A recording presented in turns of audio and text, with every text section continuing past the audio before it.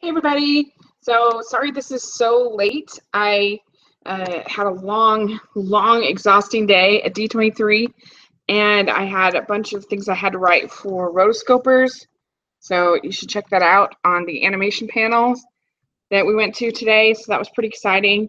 And so I'm finally getting to talk to you guys about the day, and it was a very long, very eventful day, but it had a lot of fun. And a lot of things, a lot of memories. And so I will have the chat room open. See if anybody's in there. And if you guys want to add any comments to all the stuff I'm going to go over, please do. And let's get talking about today. So it started out, I wore some cosplay, I guess you might call it, some mild cosplay to the day.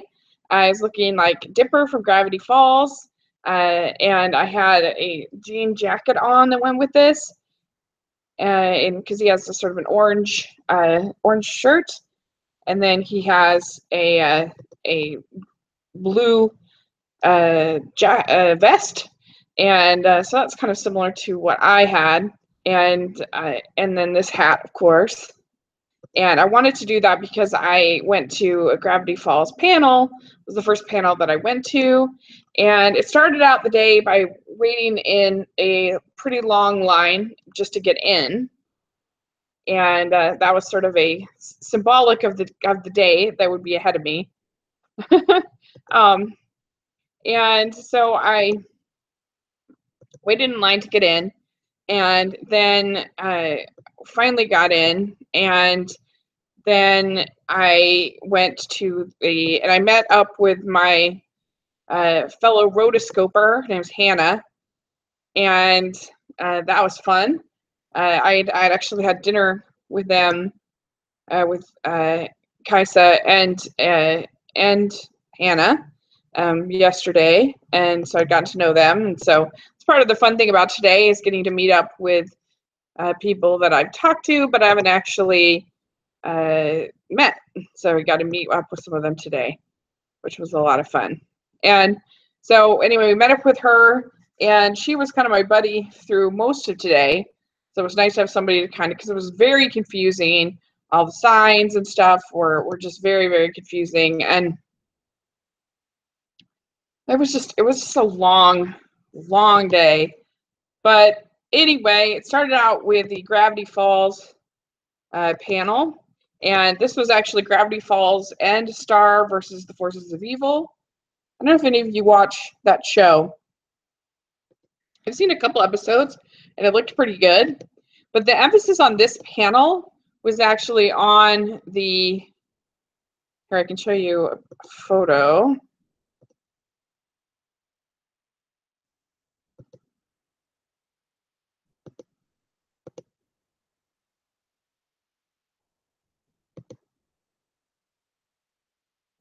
Here's me with my whole cosplay there, you can see.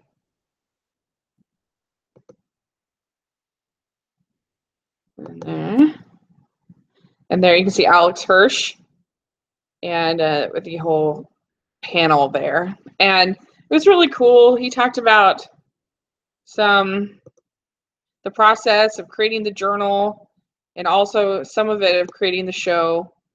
And he also said that he talked about that creating a show it's a lot of fun, but that he's enjoyed sleeping in the last year since it's been over. He says it's like if you made 20 movies at once, it's like doing a show, which I thought was really interesting. He said that in creating the book, he says the most freedom I've experienced within the Disney umbrella. So that's interesting. Journal 3, and they even had a special edition journal, and they were only going to do like 150 of them because it was like $120 or something, but they ended up selling over 10,000 of them, which is kind of amazing. And they have a coloring book, and Star versus the Force of Evil. I guess there's a movie coming out soon. TV movie on July 15th. So we saw a little clip of that. That looked pretty cool. And there's also a Choose Your Own Adventure with Gravity Falls, and there's a coloring book that's coming out that actually, I guess, has a narrative, so it's like canon, which is interesting. And they said that that Grumple Stan on the series, that all of his grumpiness was to make up for insecurity in the family that he lost. And it was also just, somebody asked, like, did you have it all planned out, or did you figure it out all along? And he said, we figured it out as we went. You try to figure out broad motivation and then invent it as you go. So you have sort of an idea, and then you kind of build around that idea. And I thought that was really cool.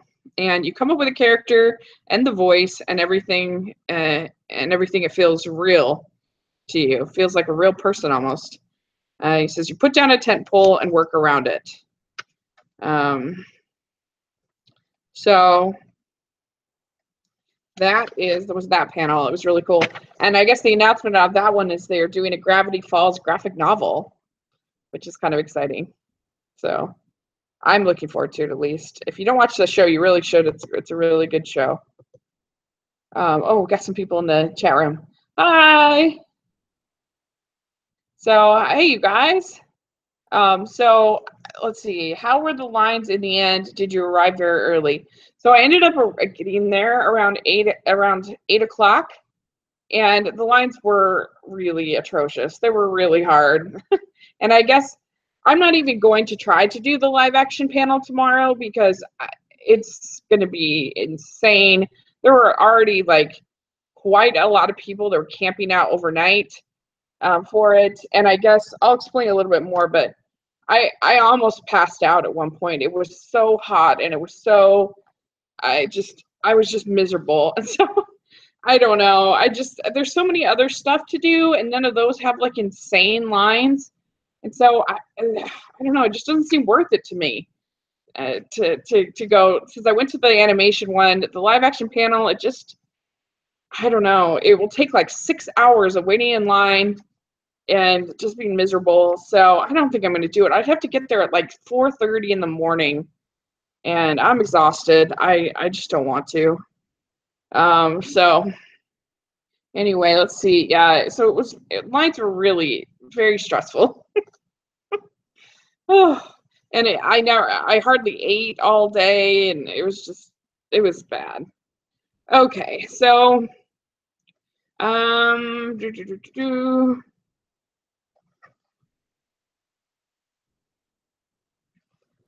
okay, so yeah, let's see here. Star Wars Land looked a little small in the video. What did you think? I actually haven't seen that yet. I haven't been able to catch up on the other panels I didn't go to yet. I've just been writing my articles for Rotoscopers. But the next one I went to was I went right from the Gravity Falls panel to the animation panel, and I ended up waiting. I got there around probably 12:30, ended up waiting in line until about 3, and I barely got in. So this was the panel at the animation panel. Just kind of go over everything they talked about. They had Alan Horn was there, and then they introduced John Lasseter, and they kind of briefly went over some of the films from the previous year. And then they had they did have a really cool sort of little video that was sort of a highlight of things to come. They had some stuff I had never seen before. They had a clip from the new Nutcracker movie. They had a clip from Mary Poppins. They had scenes from Star Wars: The Last Jedi, and Thor Ragnarok, and Black Panther, and it was just everything. Everything Disney does was in this little footage they showed. That was pretty cool. And then they talked about Disney Toons. They broke it up by studio. They talked about Disney Toons, and it was kind of weird because he said we're reimagining the studio. and they have a new film to celebrate the new heights of aviation.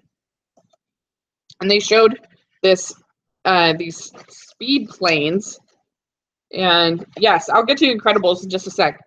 And it was pretty impressive. Like this animation looked so fast. These planes looked so fast. But I was just so surprised. Like I did not think the Disney Toons, because there had been an Untitled Disney Toons on the schedule. I did not think it would be another Planes movie. The last one didn't do that well, and I don't know. I'm just really surprised. And I don't know if this will have any of the characters from the previous Planes movies, or if this is going to be something totally different. But it is about planes. It's not like it's about humans who, like a Top Gun or something like that, because the planes had eyes. So that was surprising to me. It's kind of weird to say that you're reinventing yourself when you're doing the same thing that you've always been doing, basically. So that was it for Disney Toons. And then they had Walt Disney. I really thought that Disney Toons might be announcing an Elena movie. It just makes so much sense. It's such a popular character. Why not? I don't get it.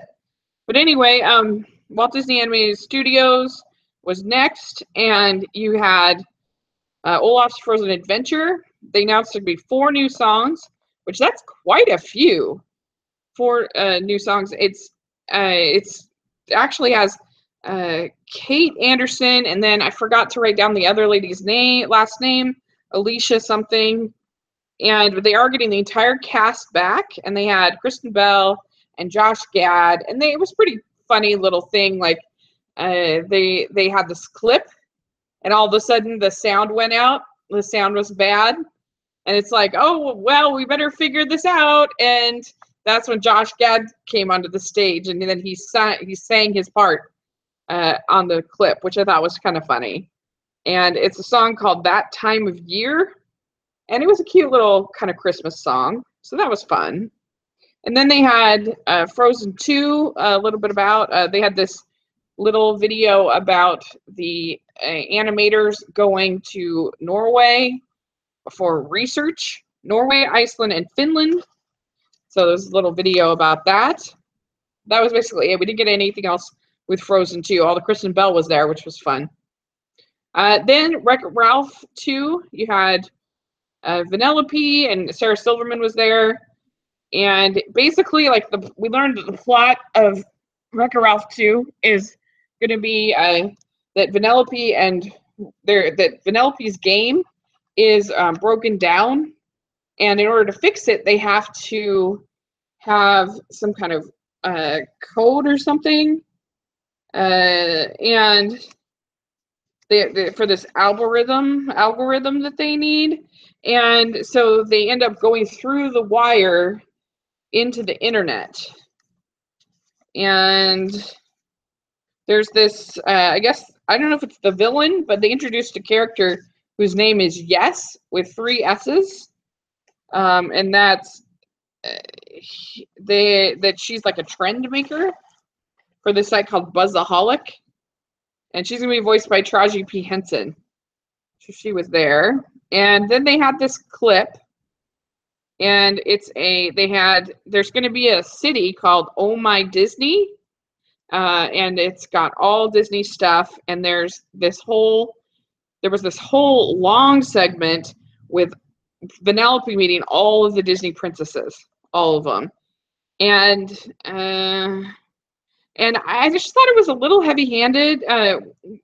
One of them says, "Do people assume all your problems are solved because a man showed up?" Yes, and all the princesses go, yes.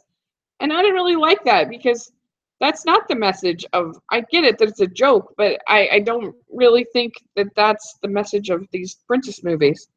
And so I feel like it's not really a fair joke. I don't know. I don't really like it. And anyway, so there were just lots of jokes. There were jokes about Merida, jokes about Ariel singing too much, and I don't know. It just all felt very Shrek-y to me. It felt like parody to me. I wasn't a huge fan, but it seemed like most of the people in the audience just ate it up and really loved it. So I'm in the minority. But I guess the idea behind this whole thing is that you're going to be able to have all different parts of Disney all together in this Disneyland, Disney, oh my Disney, because C-3PO is like their butler to the princesses, and so they had all of the original living voices of the princesses that are all involved, and they were all there on the stage, and that was fun. And then we get to Incredibles 2. So here it is, if you guys were waiting. So they started out with a Edna clip that was pretty funny, that it was sort of like a behind the music biography kind of thing, where they had Heidi Klum and Kendall Jenner and all these celebrities and stuff talking about Zach Posen, about the influence of Edna mode on their fashion and everything. That was pretty funny. And then, see, Brad Bird comes on and he says, what separates Incredibles from other superhero films is it's about family. So we learned that The Incredibles 2 is actually going to start pretty much right where the first one left off. And they showed how, like, technology is going to allow them to sort of be more expressive in the faces of the characters and other things like that. And so some of the main things about the movie is that they're going to try to show what it's like for the Parr family doesn't think that Jack has powers. And they showed this. They've also got this new high-tech house, and also Elastigirl is going to be at more of the forefront, and Bob is going to be staying at home with the kids. So that's going to be sort of a different dynamic. And there was this clip of Jack fighting this raccoon because he thinks the raccoon is a thief. They have all the same voice casters returning except for the voice of Dash, because he's obviously much older now. And it was a cute scene with the raccoon. It was funny. And so that was basically everything about Incredibles 2. If you have any questions, just put it in about any of this. Then they had Toy Story 4. And the big news out of this was that John Lasseter is not going to be directing it anymore. It's just going to be, he was co-directing it, now he's not. And Josh Cooley is going to be the director. And he was a screenwriter on Inside Out and has been a co-director on other projects. And so he just basically introduced himself. And that was about it that we got for Toy Story 4. He said it was one of the great honors that I could have. And we did see a tour through, not an Incredibles 3, Incredibles 2 question. Aren't you worried about tour? Okay, great questions. They did this tour of Pixar studios, and they had like little clues throughout about Toy Story 4. And they had one scene where you could see this little like bunny character, and then another where they showed this picture of Lulu, which looked like a doll character. And then they also kind of hinted that the one animator was gone on an RV trip for research, and they're like, hint, hint. So I don't know if the toys go on an RV trip. Okay.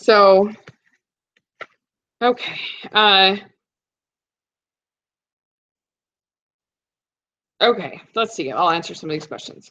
Aren't you worried about Toy Story 4? I am concerned, but I mean, they've been so good, and I hope they're not pressing their luck. But I actually liked the Toy Story, the Christmas one and the Halloween one that they did. I liked both of those, and so I feel like there are more stories to be told in here. It's kind of weird to have it not be with John Lasseter anymore, but I'm hopeful. Let's see. That it'll be good. I'm nervous, but I'm hopeful. But what did the princesses in Wreck-It Ralph look like exactly? Um, they looked they looked pretty close, I would say, to their animated their movie versions, but I don't know. They kind of looked like um uh they they kind of looked like some of the what is it that those are? I don't know. They looked all kind of shorter and sort of stubbier and more almost more like Lego characters a little bit, I felt like, but they weren't Legos, but kind of had that feel of like a piece of a toy or something like that. But they all looked pretty good. I don't know, just the whole thing felt very Shrek-y to me, and that made me a little nervous. But I know, like I said, most people liked it, I think, a lot more than I did. So let's see. Okay, let's see. Did they show anything from Coco? Oh, yes, I forgot to almost talk about. I still haven't got to Coco yet, but I will. Did they show Coco, and how did the audience react to it? Because it seems like it's a tough sell. Interesting question. So, yeah, and she says, "Oh, my Disney is a real website." Yeah, I know. I was surprised by that. But anyway, it's some kind of Disney city, and they announced that there's going to be Disney Infinity models. I'm not super familiar with those, but yeah, I think that's kind of similar. That's basically what it is that they look like. So they announced an original film that's going to be coming sometime.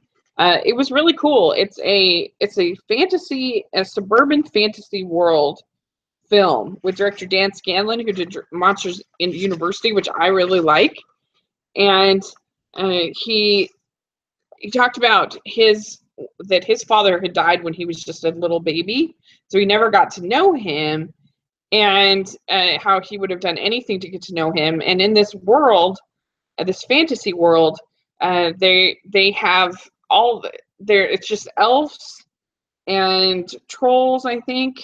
Elves, trolls, and sprites. No humans.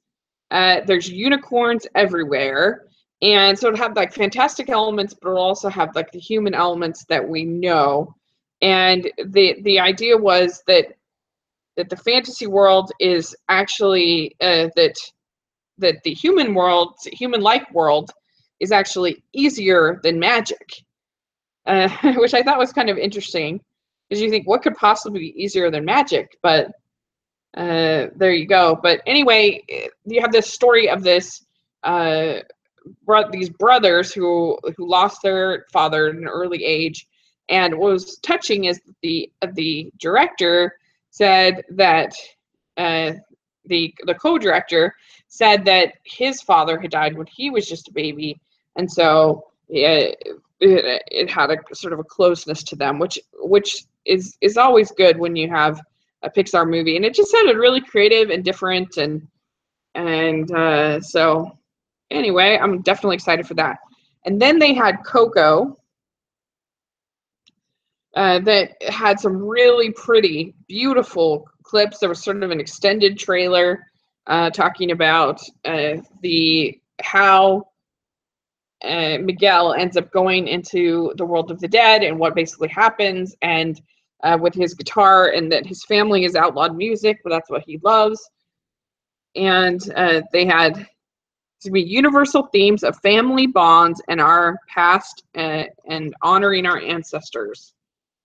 And there's Ernesto de la Cruz, Benjamin Bratt, and Benjamin Bratt actually played the song "Remember Me," which is written by the Lopez's from Frozen, and they had like all of these dancers, and it was really cool, really, really cool. So let's see. I have no idea if they talk about this in D23, but since about Disney, I have to ask, did they say anything about Hercules on Broadway? There was this little article on it on Playboy, Playbill, that said that Alan Menken was working on it or something like that. They didn't say anything about it at this particular thing at D23, but I wouldn't be surprised at all if that was the case.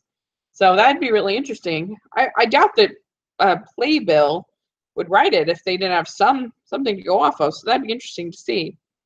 And let's see here. So they'll have some traditional and some original songs. And Michael Giacchino is doing the score. And yeah. So it looked really good. I mean, I'm sure that's part of the reason why they're putting Olaf's Frozen Adventure ahead of Coco, is to help maybe get a few people into the theater, because it might be a tough sell, but it does look really, really beautiful, and so I hope people will go see it. I hope people will see it. It looks really sweet. But okay, so real quick, I'm fading here real fast, but let me go over this real quick. Then the next panel was the ink and paint panel, and this was so cool. Oh yeah, I thought he says the hype for Coco does seem low. Yeah, so you know, I do think there's a reason why they decided to put that short, the Olaf short, ahead of it. But hopefully it'll be an awesome movie. But anyway, so I went to the ink and paint panel. This was really cool. There's going to be a new book about the women of the ink and paint panel, and went through like just the significant contributions that women had made to Walt Disney Animation. And I thought it was interesting. He talked about that Fantasia was practically a woman's film. The women were very, very involved with it in the entire way. And yeah, I definitely will be seeing that Coco for sure as well. But that they actually had the first female music editor in all of Hollywood ever on Fantasia, which I thought was interesting. And that there were many, many firsts. That Disney was actually a really progressive company when it came to hiring women, and that there were 9 old, you know, there's the 9 old men with Disney. Well, there's also the 9 old women, and they had 4 women there at the panel: Virginia Fleener, Jane Bayer, Gretchen Albrecht. And what was interesting about her is she started in the 70s, and they actually had to petition the Disney company to allow them to wear slacks at the office. And Christina says, I asked Alan Menken personally about it 2 years ago, and he said he wanted to make it, but it depended on Disney, and there was an article a couple of years ago that said they were going to do it and then postponed it for Frozen.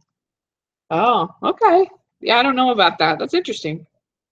Then they had another lady named Patty Peraza. She was a special effects animator, and so she was really interesting. She sort of saw that transition from ink and paint to digital. And so this book on the ink and paint department looks really, really, really interesting. So I'd check it out if you can. Seems like some pretty remarkable women.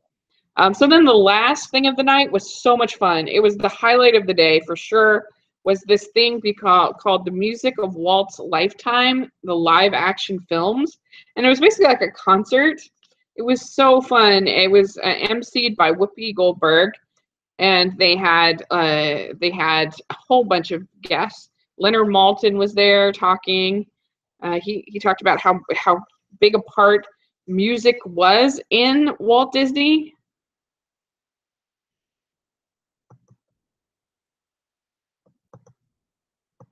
Sorry. Okay, so let's see here. Even from Steamboat Willie on, that they would have the music was just very important in Disney films, and that he didn't know how to play any music or read music, but he loved music, that Walt did, and that he was a genius. He had an innate understanding of storytelling. He understood in his own way what music meant to a story. And so he started out, they had this long segment. They had this long segment where they played different clips from all these different movies. They had Shaggy Dog, they had Western Ho, The Wagons, Old Yeller, Davy Crockett, The Gnome-Mobile, Follow Me Boys, Summer Magic, Parent Trap, and The Monkey's Uncle. which I never heard of a few of those. That was really fun. And then he did Babes in Toyland, which was a big flop. That was like his first big musical. And let's see. Sorry, it's just Hercules is my favorite Disney movie. And since it turns 20 this year, I thought they would mention it. You know, there is a Hercules panel, I think, tomorrow. So I may try to get into that. We'll see.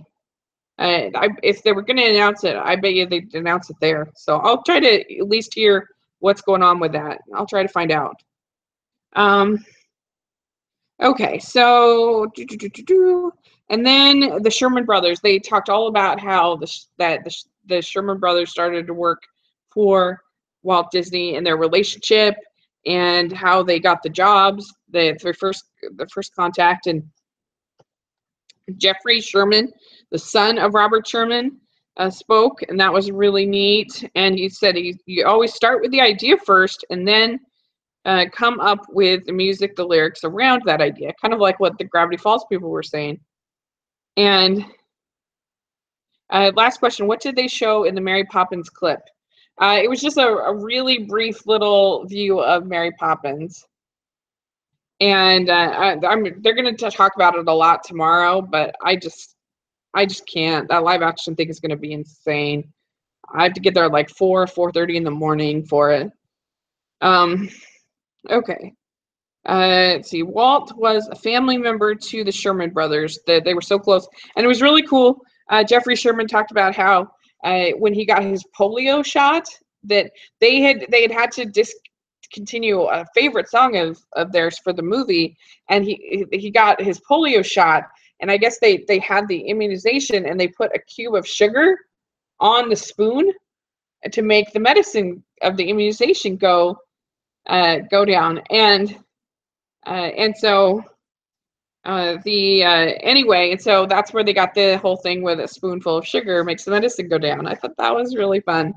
And Leonard Maltin said, I love their writing because there is such joy in their writing. And he talked about Great Big Beautiful Tomorrow. But I'll try to like at least hear everything that they announced in the live action.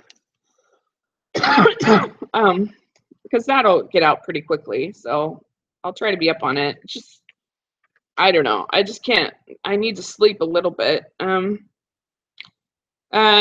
So let's see here.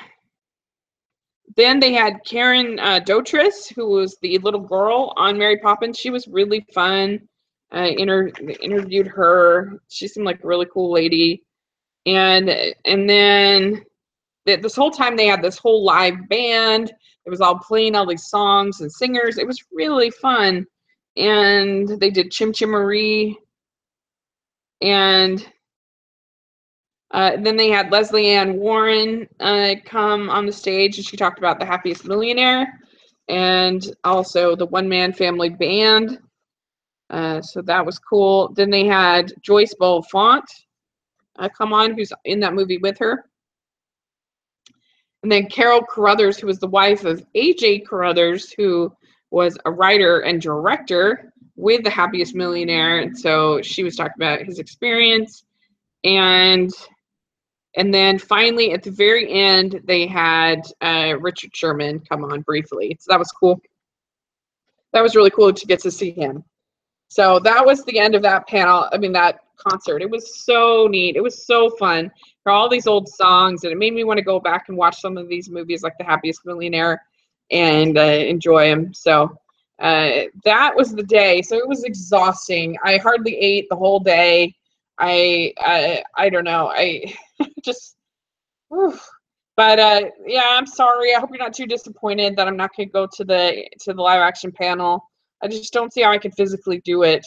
But I'll try to get all of the news, and I'll try to still go to some really cool panels instead that are smaller. So I think it'll still be really fun. And so I hope I caught all of your questions. And I'll try to see if I can maybe get into that Hercules panel after all. I can't remember what else was going on during that time. So anyway, so that's basically everything from today for the panel. And Oh, Sunday. Okay, sorry. So the Hercules panel is on Sunday. So I'll try to see if I can go to it on Sunday. But I think if they were going to announce something, that's when they would do it. So thank you for checking that for me. I appreciate it. So it's been a long day, and I'm ready to crash. So thanks so much, and we will talk again tomorrow. I'm still not sure exactly what I'm doing tomorrow because I was planning on going to the live action panel. So, but there's lots of cool stuff, and it'll be fun to report on it tomorrow. So I will do a live stream tomorrow, and thanks so much for joining me, and I hope that you all had a nice day, and we'll talk tomorrow.